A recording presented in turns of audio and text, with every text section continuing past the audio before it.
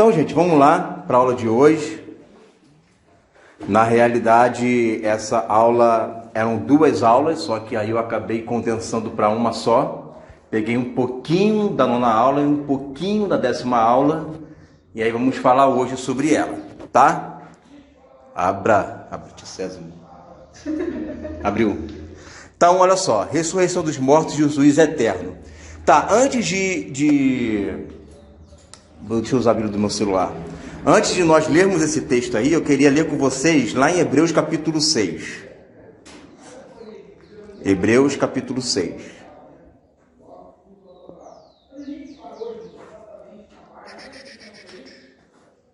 Lá no finalzinho, Hebreus capítulo 6. Certo? HB, Hebreus. Posso ler? Tá, diz assim, ó. Por isso, deixando os rudimentos da doutrina de Cristo, prossigamos até a perfeição, a maturidade. Já expliquei sobre isso, né? Perfeição, maturidade. Não lançando de novo o fundamento do arrependimento de obras mortas e de fé em Deus e da doutrina dos batismos. Vê que é no plural, né? Batismo, existe mais de um batismo, não na água, mas é que tem outros tipos de batismo espirituais. E da imposição das mãos. Nós não lemos sobre isso, nós tínhamos que ter falado sobre isso daí, mas eu não dei aula de autoridade espiritual, quem deu foi a ler, né? E da ressurreição dos mortos e do juízo eterno. Então, veja bem, o que são rudimentos? São as principais coisas que a pessoa aprende logo assim que ela nasce de novo. É só você ler o versículo 14 de Hebreus capítulo 5, que é o contexto ali. Aí ele vai criticando ali o pessoal que não estava maduro. E aí ele fala, pô, tem que ficar lançando de novo leite para vocês, cara. Aí ele vai falar, não temos que lançar o leite de novo, vocês têm que prosseguir até a maturidade, até a perfeição, ó. Vamos deixar isso daí de lado. O que é para deixar de lado? Né? Fé, arrependimento. Não é que você vai deixar de ter fé e deixar de se arrepender, porque são assuntos que já tem que estar arraigados, alicerçados no seu coração. Não precisa ficar nego te ensinando o que é arrependimento. Aí fala arrependimento, fé, imposição de mãos, batismos, aí entra juízo eterno e ressurreição dos mortos. Então essa aula, ainda que pareça ser difícil por conta do nome dela, na realidade ela não é, porque ela é leite. Então ela é de fácil compreensão, ela não é assim um bicho de 7 cabeças. De qualquer forma, mesmo que fosse difícil, é leite, você tem que ouvir. É obrigado, isso é uma obrigação de todo cristão aprender acerca desse assunto. Agora, vamos lá para o texto, tá? Ressurreição dos mortos e o juízo eterno. A Bíblia diz que a ressurreição dos mortos é a grande esperança de todos que creem em Jesus. No fim dos tempos, os mortos ressuscitarão e os salvos estarão para sempre com o Senhor. Quem é salvo não precisa ter medo da morte, porque sabe que vai ressuscitar para a vida eterna. Filipenses 1:21, ó. Porque para mim o viver é Cristo e o morrer é lucro. Então, quando muitas das vezes nós entramos em assuntos de ressurreição, as pessoas sentem medo. Eu fico tentando entender por que um cristão tem medo desse assunto. Esses dias eu estava falando para uma irmãzinha, vamos falar sobre ressurreição dos mortos. Que é isso? The Walking Dead?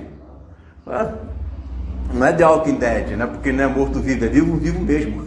Né? Então não você vê que às vezes as pessoas elas têm medo, mas claro, tem medo do desconhecido, quando na realidade isso é um assunto que já era para todo mundo já estar, né, pelo menos o novo convertido está ciente disso daí, né? Aí ele fala assim, ó, para mim viver é Cristo, agora morrer é ganho. Por quê? Porque eu sei para onde eu vou para um lugar melhor, né? Ó, se não houvesse a ressurreição dos mortos, a nossa fé não teria validade alguma. A nossa fé não é vã por causa da ressurreição. 1 Coríntios 15:14. E se Cristo não ressuscitou, é inútil a nossa pregação, como também é inútil a fé que vocês têm. Nós valorizamos muito, não é para deixar de valorizar, tá? Mas o negócio é que a gente valoriza apenas uma parte, não valorizamos a outra parte. Nós valorizamos muito a morte de Jesus. Sempre fazemos muitas pregações voltadas para Jesus morreu por você, né? Pô, Jesus ele veio à terra por sua causa, ele veio morrer por você. E de fato ele veio para isso mesmo. Isso é o quê? Arrependimento de obras mortas.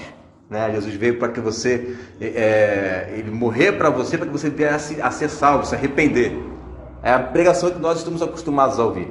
Só que Jesus não morreu apenas, Jesus também ressuscitou. Ou seja, Paulo está dizendo o seguinte: se Jesus só morre, né, não vale nada. Por quê? Porque quem vai crer em um Deus morto? Ninguém, né? Ninguém vai ser mais um Buda da vida, né? Mais um Alá da vida. Alá não, né? O Maomé da vida. Então, acreditar num Deus morto não tem validade nenhuma. Jesus poderia ter pregado tudo que ele pregou, ter ensinado tudo que ele ensinou, ter curado tanta gente que ele curou, mas se não ressuscitou, é o que ele está falando, a nossa fé é inútil, né? Não tem validade nenhuma. Mas o que vai gerar fé e a certeza é justamente a ressurreição, que foi o que aconteceu com Jesus. Por isso que ele é chamado de o primogênito dentre os mortos. Porque se Jesus ressuscita, e ele ressuscitou, então é a esperança de que todos nós um dia, caso ele não volte antes, né, ao morrermos, um dia iremos ressuscitar também. Porque se não tem ressurreição, não tem, qual é a utilidade de eu estar aqui? Poder estar fazendo um monte de outra coisa agora, né? Mas não estou aqui, estou me santificando, estou buscando o Senhor, para quê se eu não vou ressuscitar? Né? Então, se existe uma ressurreição, existe um julgamento, existe um Deus e existe, né, a aprovação ou a reprovação. Tudo isso daí, tá? A vida na terra é curta, mas a ressurreição dos mortos traz a promessa de uma vida eterna para aqueles que amam Jesus. Jesus e os apóstolos também criam na ressurreição. João 11, 25. Jesus declarou: eu sou a ressurreição e a vida, aquele que crê em mim, ainda que morra, viverá. Então você percebe que Jesus, ele vira e mexe nas pregações dele e vai falar sobre a ressurreição. João capítulo 11, ele fala sobre a ressurreição direto ali, né? Bem, isso demonstra o quê? Demonstra que até nos evangelhos, que parece ser algo mais simplesinho, que na verdade não é, ler nos evangelhos que é mais fácil. Não é mais fácil. Parece que é, mas não é. Você vai pegar Mateus capítulo 24, vai falar sobre Cristo, grande tribulação, o sexto selo, um monte de coisa, né? Então não é assim tão fácil. João capítulo 11, por exemplo, vai falar sobre ressurreição. Eu ressuscitarei no último dia. Quando é o último dia? Não é fácil o evangelho? Então, o evangelho é fácil quando você fala de amor, de entender a morte de Jesus. Mas tem coisas que Jesus falou que é complicado. Você vai ler Mateus 25, você vai ver lá a parábola das 10 virgens. Vai ver depois ali a parábola do julgamento das nações. Vai separar os bodes, né? Vai separar as ovelhas. Quando vai acontecer isso? Né? Então, toda a Bíblia ela é conectada. Não adianta você ler só um livro e descartar os outros, senão vai ficar sempre com uma pulga atrás da orelha. A Bíblia é como se fosse um relógio, que ela não consegue trabalhar faltando uma peça. Toda ela é completa por isso, porque todas as peças funcionam perfeitamente para o funcionamento dela. Tirou uma, você tirar uma peça qualquer ali do relógio, até a pulseira, você não consegue carregar. Tirou a pulseira, não consegue carregar. Tirou o pino, você já não consegue prender. Você tira uma rodinha de lá de dentro, sei lá o que, ali, né? Uma pecinha de lá de dentro, mas da engrenagem já era. Então toda a Bíblia é conectada. Parece que não, mas é. Então não tem como você ler só os evangelhos e esquecer o restante. Tem que ler tudo, porque tudo vai coadunar em um ensino só. Bom, o apóstolo Paulo fala o seguinte sobre a ressurreição dos mortos. Aí ele vai, eu não coloquei o texto aqui porque é grande, mas ele vai dizer uma parte do texto assim, né? Porque esse corpo que é corruptível se revestirá de incorruptibilidade, isto que é mortal se revestirá de imortalidade. O que ele está querendo dizer com isso? Que um dia, quando Jesus voltar, os mortos vão ressuscitar, né? Os que estiverem vivos vão ser transformados num corpo semelhante ao de Jesus, igual o corpo dos mortos. Vão ser a semelhança de Jesus. Isto que é corruptível, isso aqui que envelhece, que fica doente, né, que morre, que se tiver um acidente quebrar já era, né? Esse corpo um dia vai deixar de ser corruptível e vai ser revestido de incorruptibilidade. Ou seja, ele nunca mais vai morrer, nunca mais vai perecer, nunca mais vai pegar doença, para sempre, eternamente, né? Você imagina o que é eternamente? Uma ilustração bem legal é como você pegasse uma grande montanha de pedra, tipo o Pão de Açúcar, e aí a cada 10 mil anos um biquinho, né, um passarinho ia lá e fazia assim, ó, tchim, tchim, tchim, e ia embora. Quanto tempo você acha que vai levar para essa montanha se desgastar e ficar uma pedrinha? Né? Então, uma eternidade, isso nunca vai acabar, cara. Então a eternidade é mais ou menos isso, né? Você vai viver para sempre, né? Como chegasse pro Rodrigo, pô, Deus, você se lembra que a gente se conheceu lá na Revo, cara, há 325 milhões de anos atrás, né? Muito maneiro, né? Então, o que é o que Paulo fala, né? Lá em 1 Tessalonicenses capítulo 4, ele fala assim sobre a ressurreição, vai explicando o que é a ressurreição. Ele vai dizendo, consolai-vos uns aos outros com essas palavras. Por quê? Porque é uma palavra que consola as pessoas. Saber que a nossa vida aqui na Terra não é nada. Que é 70, 80 anos frente a uma eternidade? É um piscar de olhos, né? Você sabe que eu gosto muito de ler os livros de Tolkien, né? O Hobbit, o Senhor dos Anéis. Eu me lembro de uma fala do elfo, falando para um anão, né? E falando para o anão assim, a sua vida é apenas um piscar de olhos para um elfo, né? O cara estava velhinho já, né? Ou seja, um elfo vive, né, 200, 300 e poucos anos, né? Mas morre, um dia o elfo morre, mas morre, né, depois de muitos anos. Vida eterna, não, além de você não morrer, você não envelhece. Então você imagina o poderio desse corpo, né? Saber que para todo sempre você nunca mais vai ter nenhuma doença, nunca mais vai morrer, nunca mais vai perecer, nunca mais vai ter doença, vai ficar sempre com Jesus e com a garantia de nunca perder a salvação. Então ser fiel ao Senhor nesse tempo, ser fiel ao Senhor agora, é um desafio, mas a gente tem que olhar a recompensa. Tem que olhar o ganho de tudo isso. A grande vitória que é. E olha uma das características desse corpo, olha que legal. Ó, João 20, 26, 27. Uma semana mais tarde, os seus discípulos estavam outra vez ali. E Tomé com eles. Apesar de estarem trancadas as portas, João foi bem enfático nisso aí, né? Apesar de estarem trancadas as portas, Jesus entrou. O que significa que Jesus passou pela porta trancada, né? Pôs-se em meio deles e disse, paz seja com vocês. Ó, pai, o cara passa pela parede de paz. Né? Paz seja com vocês. E Jesus disse a Tomé, coloque o seu dedo aqui, veja as minhas mãos, estenda a mão e coloque no meu lado, pare de duvidar e creia. Então você observa que Jesus ele ressuscitou em um corpo físico mesmo, tanto é que ele pede para tocar no corpo dele, mas é um corpo totalmente com poderes enormes, que ao mesmo tempo que você pode tocar algo físico, ele tem poder para passar pelas paredes. Como é que se explica isso? Uma explicação mais viável é como se fosse um filme do X-Men. É aquele pessoal que consegue passar pelas paredes e ao mesmo tempo você toca nela, né? É tipo um poder de um X-Men. Então, essa é uma característica. Qual é a característica? A característica de alguém que é físico. Olha só mais características desse corpo que é físico, ó. Eles ficaram assustados e com medo, pensando que estavam vendo um espírito. E ele lhes disse, por que vocês estão perturbados e por que se levantam dúvidas em seus corações? Veja as minhas mãos e meus pés, sou eu mesmo, toque-me e veja. Não estava querendo acreditar que era Jesus, né?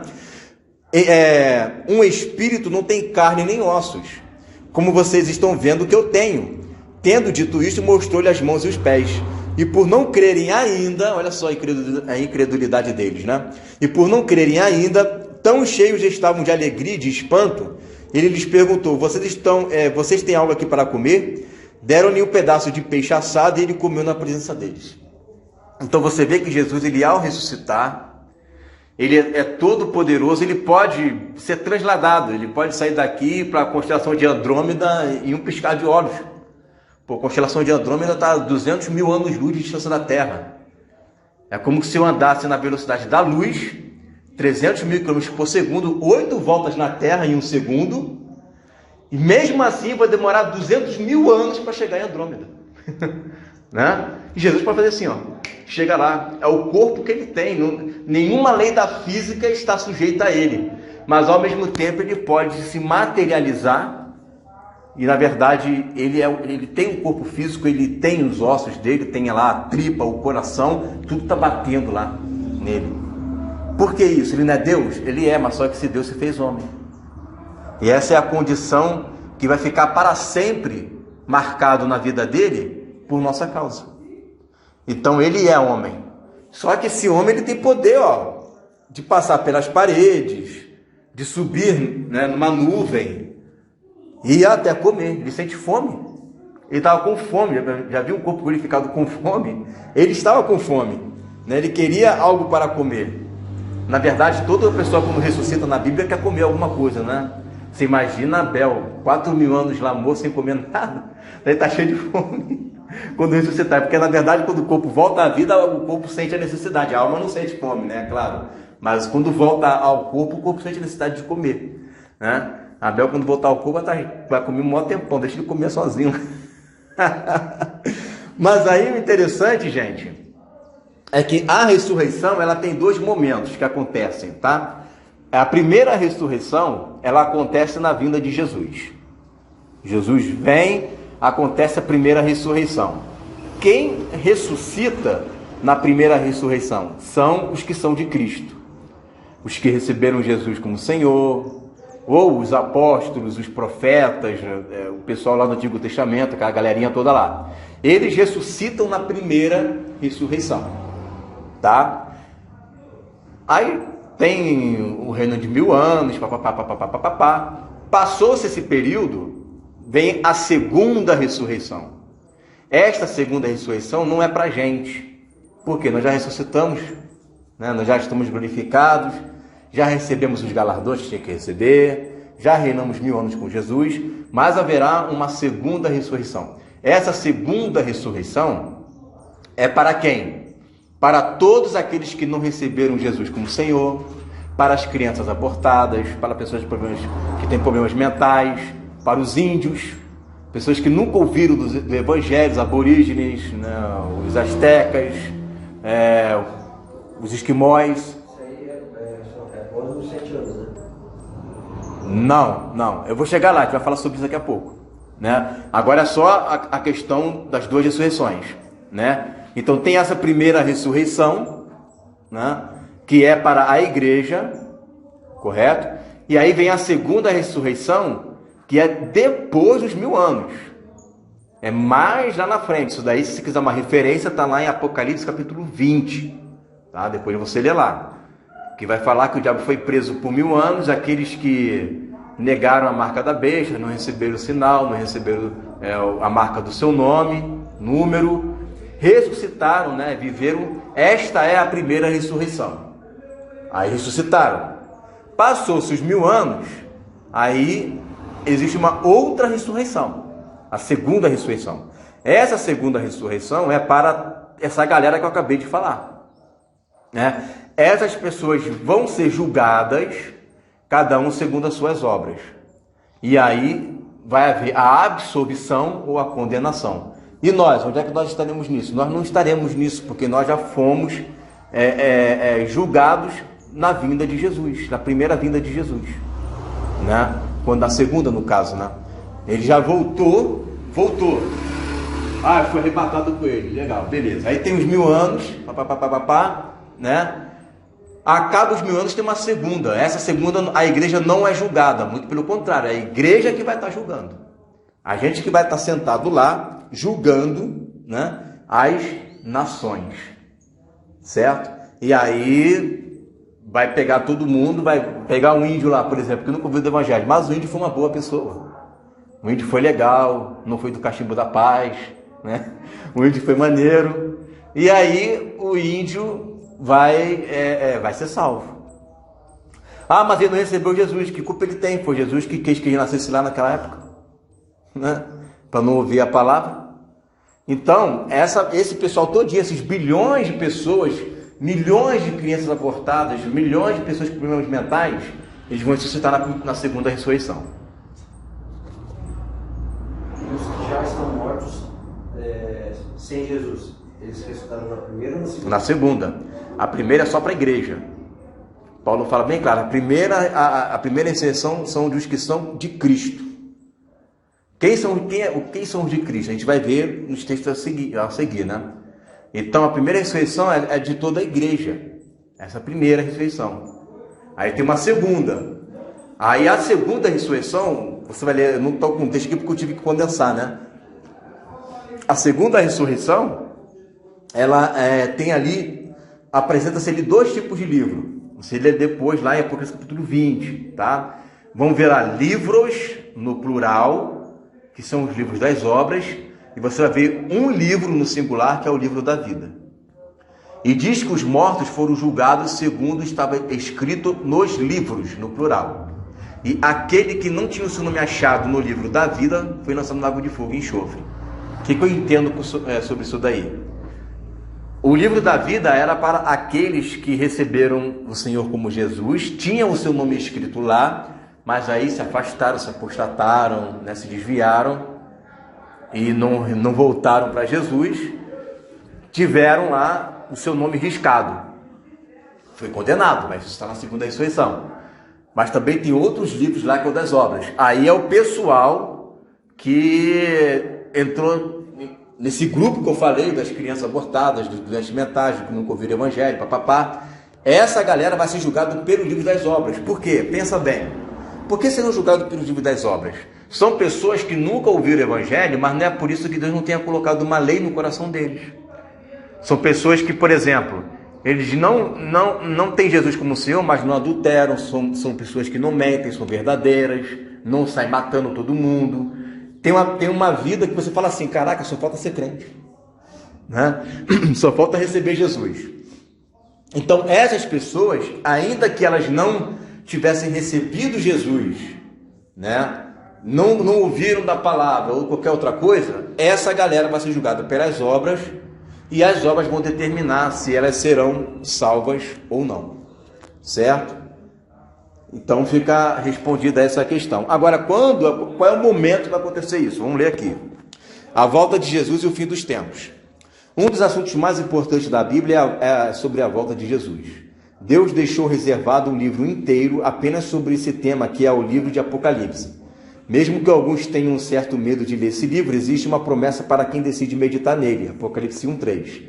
Feliz aquele que lê as palavras dessa profecia, e feliz aqueles que ouvem e guardam o que nela está escrito, porque o tempo está próximo. Então você vê que, ainda que existe alguma resistência hoje, e foi feita uma pesquisa nas igrejas, eu acho que há uns 3 anos atrás, ou 2 anos atrás, com os membros, né, perguntando qual era o tema que eles sentem mais falta que se pregue nas igrejas hoje.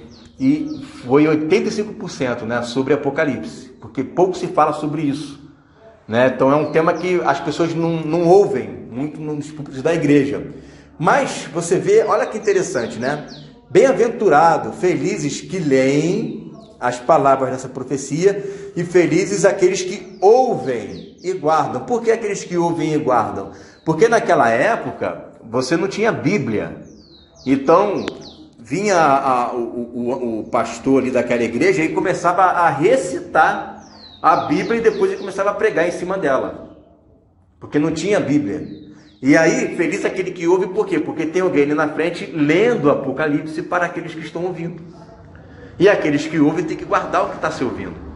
Então, hoje nós mais lemos que ouvimos.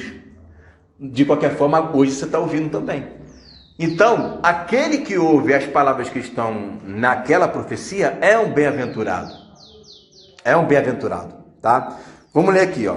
O livro de Apocalipse é um livro que dos 406 versículos, 278 são repetições do Pentateuco. O que é o Pentateuco, gente?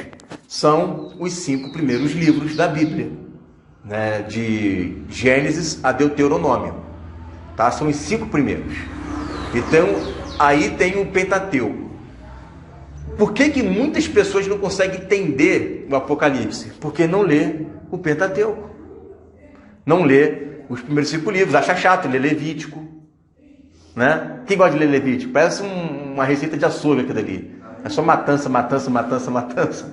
né? Sangue, sangue, sangue, sangue. Mas o livro de Levítico, você sabe o que significa Levítico? É que é uma palavra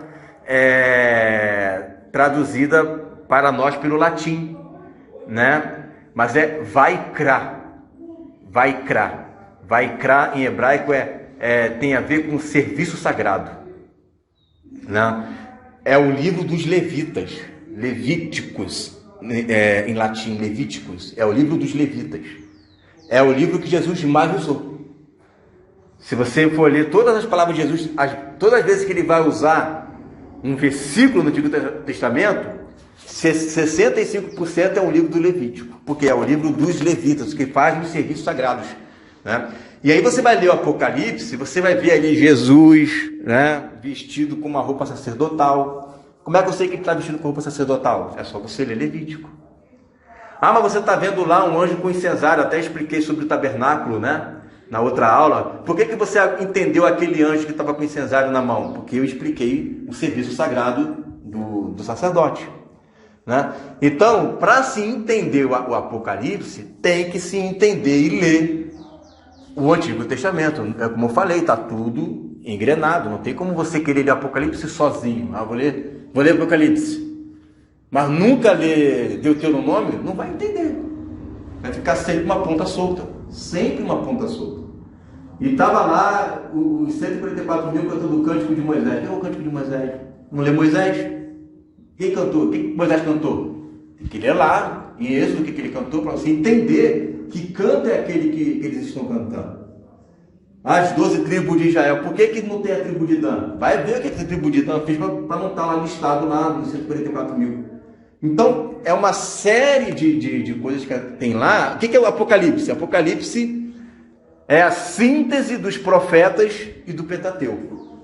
Para eu entender essa síntese, eu tenho que entender o grosso, né? Se eu não entendo o grosso, eu vou chegar lá na frente e vou ficar sem entender nada, né? Tem que ler os profetas, inclui Ezequiel, inclui Isaías, Amós, Obadias. Quem já leu Obadias, né? Quem já leu Sofonias, Zacarias? Não, tá tudo lá. Aqueles 4 cavaleiros do Apocalipse, né, que a gente costuma ver, tá lá em Zacarias. Zacarias explica tudinho, onde ele vem, para onde ele vai, o que ele faz.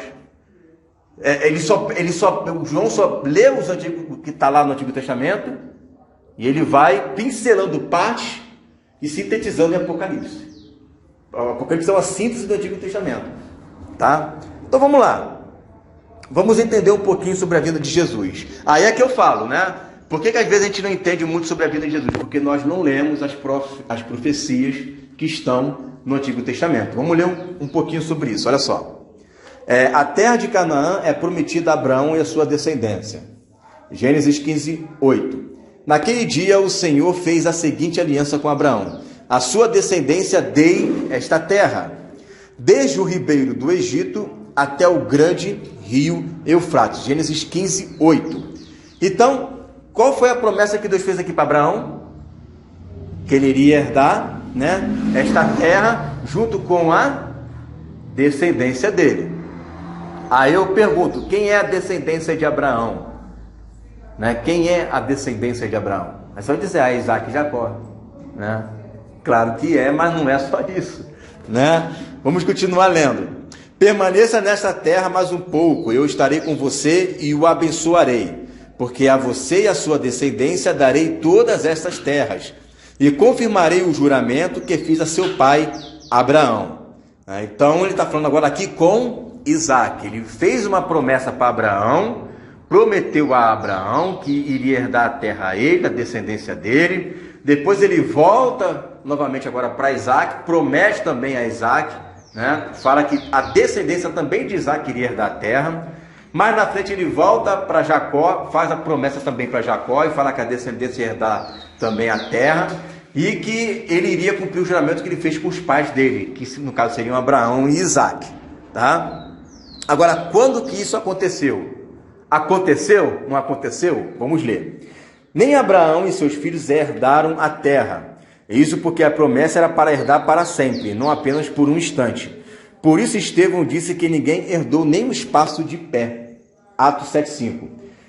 Deus não lhe deu nenhuma herança aqui, nem mesmo o espaço de um pé. mas lhe prometeu que ele e depois dele a sua descendência possuiriam a terra, embora naquele tempo Abraão não tivesse filhos. Então, ninguém herdou, nem Abraão, nem Isaac, nem Jacó, nem Josué quando entrou em Canaã, ninguém herdou a terra naquele momento. Por quê? Porque qual foi a promessa que Deus fez para Abraão? Que ele iria herdar para sempre. Então você imagina se Deus ele promete a Abraão que ele iria herdar para sempre. Abraão herda a terra naquele momento, mas Abraão morre.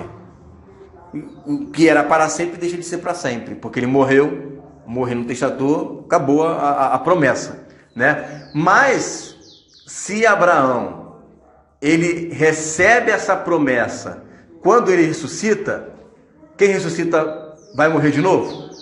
Não. Então ali é o momento certo para que ele venha a herdar a promessa, tá? Ó, Hebreus 6:12. Não, deixa eu voltar aqui para esse texto aqui, debaixo de Atos. Esta promessa ele não fez de qualquer maneira, ele jurou por si mesmo, mesmo não precisando jurar. Ele assim o fez para mostrar mais firmemente aos herdeiros da promessa que aquele que prometeu é fiel a cumprir. De modo que vocês não se tornem negligentes, mas imitem aqueles que por meio da fé e da paciência recebem a herança prometida. Quando Deus fez a sua promessa a Abraão, por não haver ninguém superior por quem jurar, jurou por si mesmo. Então Abraão, ele recebeu a promessa por meio de um juramento de Deus, e Deus, ele não tinha ninguém maior por quem jurar. Por quem Deus vai jurar? Né? Não tinha ninguém. Então Deus jurou por si mesmo. Significa que se Abraão ressuscitar e não receber essa promessa, não somente ele, mas a descendência dele, Deus deixa de ser Deus, porque ele prometeu uma coisa e não cumpriu. Então todo o universo vai estar num colapso, né, por causa disso. Agora vamos ver quem é a descendência de Abraão. Gálatas 3,16. Assim também as promessas foram feitas a Abraão e ao seu descendente. A Escritura não diz e aos seus descendentes, como se falando de muitos, mas ao seu descendente, dando a entender que se trata de um só, isto é, Cristo. Aí eu pergunto, será que a descendência de Abraão é só Jesus Cristo? Não, porque a descendência de Abraão é Isaac e Jacó também, né? E lembra que a descendência dele seria como uma multidão, né, incontável como a areia do mar e as estrelas do céu? Pois é. Então, como que o texto aqui está falando que a descendência dele seria como a areia do mar e as estrelas do céu? Mas Paulo está dizendo que não fala de muitos, mas fala de um só. Como coadunar então e explicar essa situação? É muitos ou não é muitos? Né? Vamos ver aqui, ó. A descendência de Abraão não são pessoas tipo sanguíneas judaicas. São todos aqueles que fazem parte do corpo de Cristo. Aí sim, corpo de Cristo é um só. Não são muitos corpos, é um só. Todos que recebem Jesus como Senhor, Deus deu o poder de serem feitos filhos de Deus. E esses sem se tornarem participantes da família espiritual que é o Cristo. Aí está o corpo de Cristo, a cabeça, Jesus é corpo, e eu e você que somos os pés, né? A última geração que eu acredito, né? Então nós vamos ver aqui que o Cristo, quando fala descendência de Abraão, não está se referindo ali a milhares de pessoas da raça judaica. Está se referindo a uma descendência que está se cumprindo no corpo de Cristo. Por isso que é um só que é o Cristo. Não fala de muitas, fala de um só que é Cristo. Quem faz parte do corpo de Cristo? Os profetas, Enoque, Adão, Abraão, Isaac, Jacó, e toda a igreja. Todos nós fazemos parte do corpo de Cristo. Então é Abraão e a sua descendência. É Abraão e o corpo de Cristo. Então quando você lê agora a descendência de Abraão, você lê corpo de Cristo. A promessa foi feita a ele e para mim e para você. Tá? 1 Coríntios 12:12. Ora, assim como é uma unidade, embora tenham muitos membros, e todos os membros, mesmo sendo muitos, formam um só corpo, assim também há Cristo. Então, você vê um corpo aí, esse corpo tem muitos membros, mas mesmo assim é um só corpo. Assim também é Cristo. O que é Cristo? Então, Cristo é um corpo de muitos membros. Quando você fala assim, eu vou tomar da ceia do corpo de Cristo, não é só do corpo de Jesus, é do corpo de Cristo, que somos nós. Paulo fala isso em 1 Coríntios capítulo 10, porque nós somos um pão e todos nós comemos desse mesmo pão, né? Então, quando você está comendo a Santa Ceia, você está tomando ali do corpo espiritual que é a igreja. É como se nós estivéssemos, participando espiritualmente, nos alimentando espiritualmente, colocando dentro de nós espiritualmente, cada um de nós, não somente nós, mas toda a igreja. Não é só Jesus. Eu também sou Cristo, você também é Cristo. Porque o que significa a palavra Cristo? Cristo é ungido. Cristo é ungido, é Christos, no grego, é aquele que é ungido. Você recebeu o Espírito Santo? Então você é ungido. Você é ungido de Deus, você recebeu a unção, você recebeu o poder de Deus. Você se tornou filho de Deus. Então todos nós somos Cristos. Claro, pequenos Cristos. Mas Jesus é o Cristo, é o cabeça, é o chefe, é o que falei, aquele que tem um domínio, sobre nós. Mas todos nós somos pequenos Cristos. Por isso que diz lá em Atos 17, foram pela primeira vez os discípulos chamados de cristãos, ou seja, pequenos Cristos. Tá? Bom, e se vocês são de Cristo, são descendência de Abraão e herdeiros segundo a promessa. Agora eu estou entendendo. Qual foi a promessa? Herdeiro segundo a promessa. Aí eu tenho que ler o Antigo Testamento para entender qual é a promessa. Agora eu sei qual é a promessa. É só ler a promessa que Deus fez para Abraão. A lei não pode abolir a promessa, pois ela é antes da lei, e foi feita pela fé a Abraão e a sua descendência. Quero dizer isto: a lei que veio 430 anos depois não anula a aliança previamente estabelecida por Deus, de modo que venha a invalidar a promessa. Pois se a herança depende da lei, já não depende da promessa. Deus, porém, concedeu-a gratuitamente a Abraão mediante promessa. O que está querendo dizer esse texto? Não, isso aí é do tempo da lei. Não é do tempo da lei. Isso aí veio 430 anos antes da lei. Significa que quando foi feita a promessa a Abraão, Abraão creu e isso lhe foi imputado por justiça. Deus não tem como voltar atrás. O povo de Israel pecou, então validou a lei. Não, Abraão, o que Abraão tem a ver com isso? Abraão creu. O que Isaac tem a ver com isso? O que Jacó tem a ver com isso? O restante pecou, eles que não herdem, Agora eu quero herdar, a promessa feita para mim e a descendência. Se no meio da descendência tem um monte de infiel, o problema é do infiel. Eu não vou invalidar a promessa por causa daquela galera. Então Deus fez a promessa a Abraão e essa promessa é imutável. Não foi mediante a lei que Abraão e a sua descendência receberam a promessa de que ele seria herdeiro do mundo, mas mediante a justiça que vem da fé. Então é pela fé que Abraão, quando ele ressuscitar, ele vai herdar a promessa de herdar a terra. Quando Jesus vier e aniquilar todo o império do anticristo e tudo mais, aí vamos inaugurar o reino milenar, que é a promessa que Deus fez para Abraão e a sua descendência, tá? A concretização da promessa. Aconteça o que acontecer, Jerusalém será a cidade de Deus. Zacarias 8:3. Assim diz o Senhor: estou voltando para Sião e habitarei em Jerusalém. Então Jerusalém será chamada cidade da verdade, e o monte do Senhor dos exércitos será chamado monte sagrado. Bom, por que diz estou voltando para Sião? Em algum momento Deus esteve lá.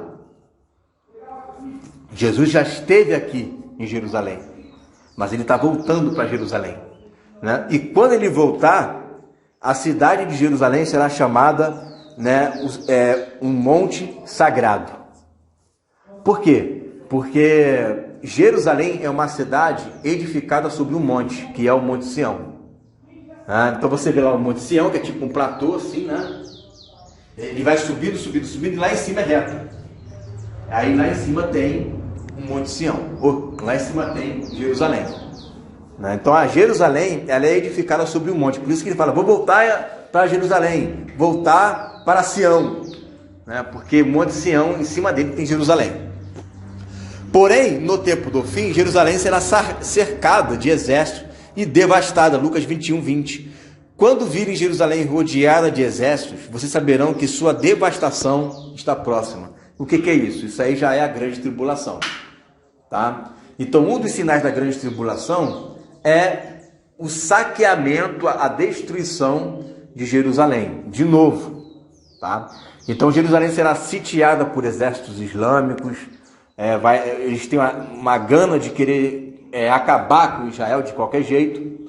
Então, eles vão lá, vão sitiar, vão dominar e vão começar a penetrar, até cercar tudinho. Quando estiver pronto para acabar com, sei lá, o último judeu, é só uma hipérbole no caso, vai ter mais gente, Quando tiver para acabar com o último, aí Jesus vem. Porque não vai deixar, ainda tem um remanescente. Jesus vai salvar um remanescente, os que sobrarem. Não tem como acabar com todos os judeus, porque Deus ainda tem uma promessa com eles. Tá?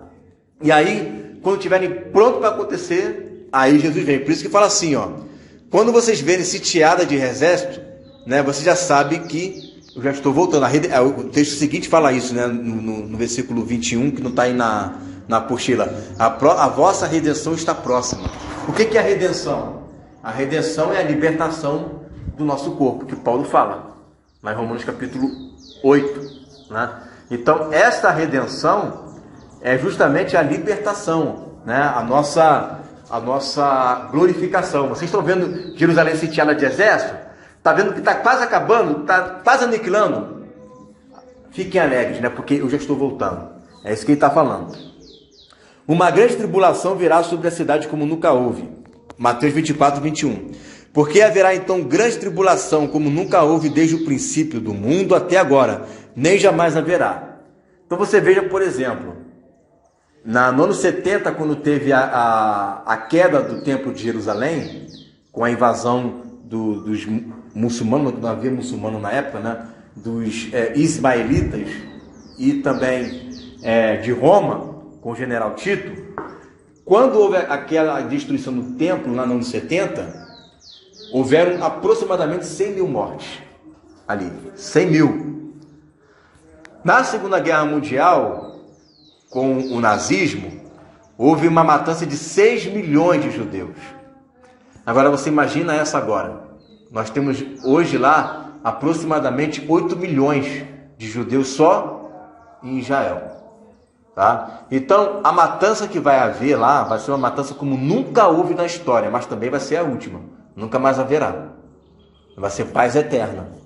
Tá? Então, você imagina o número de judeus que vão morrer nesse período, tá? Ali em Israel. Mas é para que se cumpram as profecias. Não é isso que disseram lá quando foram matar Jesus? Que cai então sobre nós essa maldição. Vai cair. A maldição vai cair. Tá? Serão dias em que o Senhor vingará o desprezo de Israel, pois esses são os dias de vingança, em cumprimento de tudo que foi escrito. Lucas 21, 22. Tá? É o texto que fala isso. Jesus, ao descer dos céus nesse período, findará com essa grande tribulação e reunirá os santos vencedores nos ares. Imediatamente após a grande tribulação daqueles dias, o sol escurecerá e a lua não dará sua luz, as estrelas cairão do céu e os poderes celestes serão abalados. Isso aqui, gente, é Joel capítulo 2, tá? Apocalipse capítulo 6. O que é isso? É o sexto selo. Tá? Já está finalizando já a história da humanidade. Então você vê lá em Joel capítulo 2, Atos capítulo 2 também, vai falar nos últimos dias, os jovens profetizarão, os velhos terão visões, e tal. E acontecerá aqui, aí vai dizer isso aqui, o sol escurecerá, a lua não dará sua luz. Ele começa a citar Joel capítulo 2.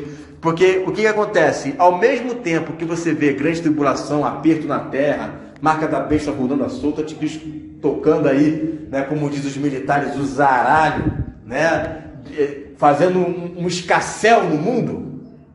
Ao mesmo tempo você vê sinais, prodígios e maravilhas em toda a terra. Ao mesmo tempo que você vê uma igreja sendo perseguida, você vê uma igreja gloriosa, vitoriosa. Por quê? O que leva a igreja a ter mais intimidade com Deus? É justamente a perseguição. A perseguição é que faz com que a igreja tenha mais intimidade com Deus, porque ela não vai ter plano de correr. Não tem mais distração. Qual é a distração dela? A única coisa que ela vai fazer agora é buscar o Senhor.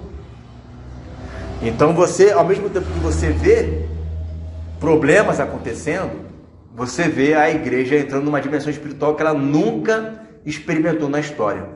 Nem os apóstolos experimentaram isso. Que é o que a gente chama de o último avivamento. São dois tipos de chuvas em Israel. A primeira chuva acontece na festa de Pentecostes, que é a chuva temporã. Essa chuva já aconteceu lá em Pentecostes, que foi o primeiro avivamento, que a igreja ela vivenciou tudo aquilo dali que você viu em Atos, tá? Mas está para acontecer uma terceira chuva, uma segunda chuva, né? Essa segunda chuva, ela ocorre justamente na festa dos tabernáculos, que é a última chuva, que é para ter a grande colheita, que é a festa dos tabernáculos, que é a chuva serôdia, é chamada de chuva serôdia, tá? Então, a chuva temporã, que é para a primeira colheita, ela serve para amadurecer a terra também, melhor dizendo, ela serve para fazer essa colheita, né? Mas ela pega apenas os primeiros frutos. Apenas os primeiros frutos. Vai ali, né? Você vai fazer uma colheita, mas você não pega o todo, você pega uma parte, que é chamado o quê? Primícia. Lembra das primícias? São apenas uma parte? Pois é, o que Paulo fala em Romanos capítulo 8? Nós temos as primícias do Espírito, partes do Espírito. Ainda que ele está todo dentro de mim, eu só manifesto partes dele.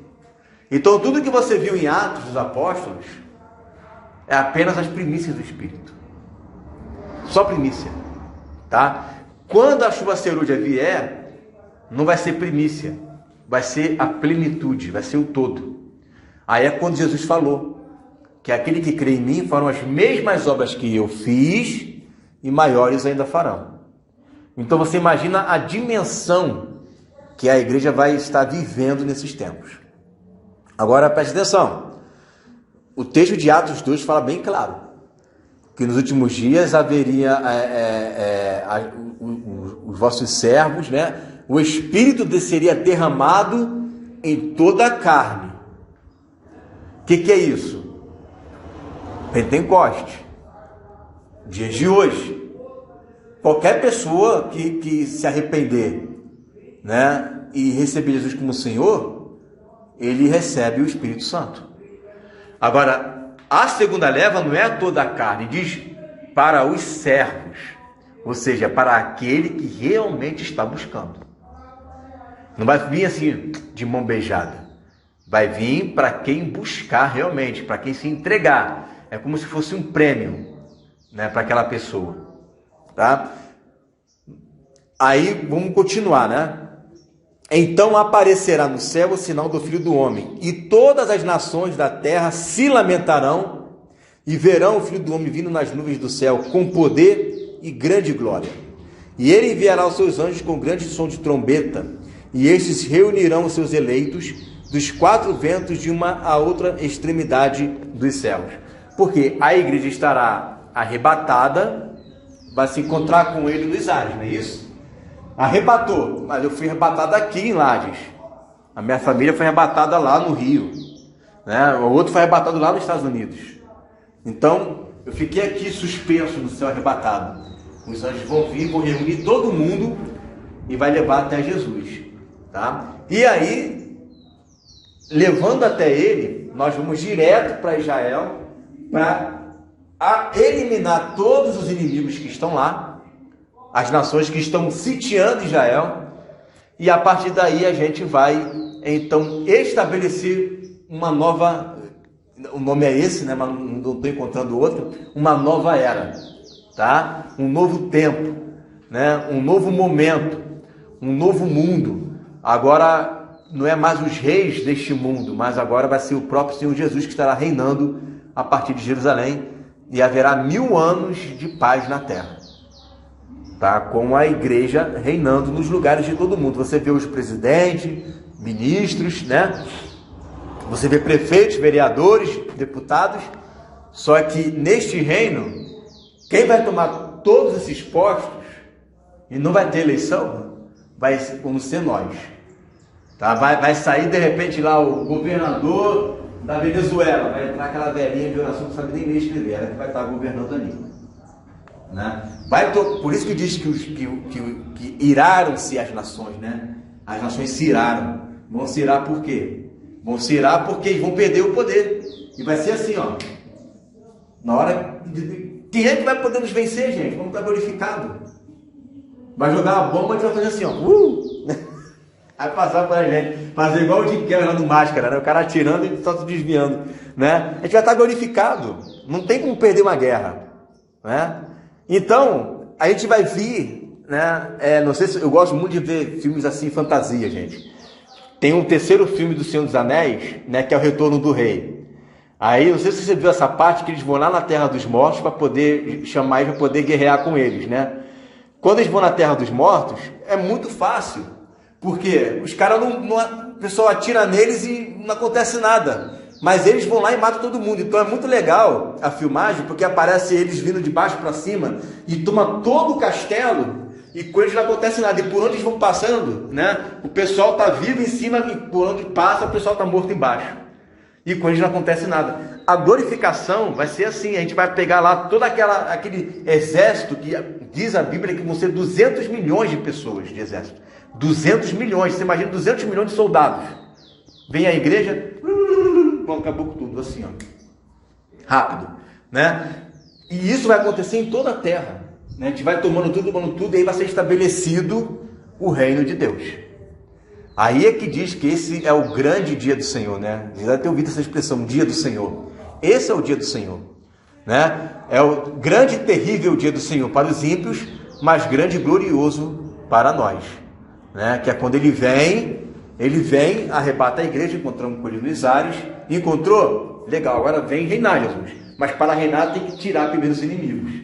Tirou os inimigos, estabelece a igreja, cada um vai receber uma autoridade, porque é galardão. Tem gente que vai governar sobre 10 cidades, outro sobre 5, 4, 3, 2, 1, né? E aí cada um recebe essa autoridade, recebeu essa autoridade, agora vai se estabelecer um período de 1000 anos de paz na terra, tá? Aí depois disso tem outra história, que o diabo é solto, papapá, engana um monte de gente, que são justamente as nações que ficaram aqui, que restaram, né, que sobreviveram a todas as pragas que caíram, e aí elas vão se multiplicar, vai encher a terra de novo. Não nós já temos glorificado, não vamos nem casar nem dar em casamento. E essas pessoas, o diabo vai conseguir ganhar uma boa parte dela, e ele vai querer invadir de novo Jerusalém. Só que dessa vez não vai ter guerra, né? Quando eles chegarem perto, Deus vai lá e vai eliminar todo mundo de uma vez só. E aí acaba a história, né, da humanidade no aspecto de nascer, de casar e tudo mais, né? Tem um juízo que aí é quando tem a segunda ressurreição. Essa segunda ressurreição vão ressuscitar todo mundo de Adão até o último do reino milenar. A igreja já estará glorificada, não passará por isso, né? Vai julgar todo mundo. Quem for absolvido vai ser definitivamente salvo. E quem não for, será condenado para o lago de fogo e enxofre. E aí então vai ser o chamado reino eterno. Desce a Nova Jerusalém, novo céu, nova terra. E aí para sempre, né? Não mais, ninguém mais vai morrer. A humanidade não vai mais morrer. Bom, eu não sei se vocês ficaram com dúvida ou não. Né? Que é muita informação, você sabe que é muita informação. Na minha cabeça isso aqui é bem tranquilo, porque são coisas que eu estudo desde os 16 anos de idade, então você imagina, né? Uma hora tem que aprender. Né? Mas a cronologia é essa. Para sintetizar a cronologia, vamos lá. Dias de hoje, agora aqui, pode aparecer o anticristo, ele começa a aparecer, vai começar a pedir para as pessoas usarem a marca da besta, né? Que é a marca dele, né? Porque o anticristo tem cara de besta. Então, ele vai lá, vai mandar as pessoas usarem a marca da besta. Quem usar já era. Quem não usar, né? Vai perder os privilégios, né? Não vai poder mais comprar, vender, vai perder todos os privilégios, mas vai conseguir passar pelo período aí terrível e ao mesmo tempo vai ser salvo. Ok, anticristo, volta de Jesus, reino milenar, julgamento, reino eterno. Anticristo, volta de Jesus, reino milenar, julgamento, reino eterno. É só isso, não tem a grosso modo a história é isso daí. Se você quiser colocar uma lupa, fazer um zoom sobre tudo isso aí, tem que fazer um estudo mais complexo. Mas a grosso modo é isso aí, volta de Jesus, né? O anticristo primeiro, volta de Jesus, aí se estabelece o reino milenar, que tem as promessas que tem que se cumprir para Abraão, né? Reino milenar, passou o reino milenar, julgamento, passou o julgamento do reino eterno. Certo? Então posso cobrar isso na prova, vocês vão saber direitinho, né? Coloca para mim a cronologia, né? Do dia de hoje até o reino eterno. Eu quero ver. Eu vou cobrar isso na prova. Certinho, gente? Vamos orar então?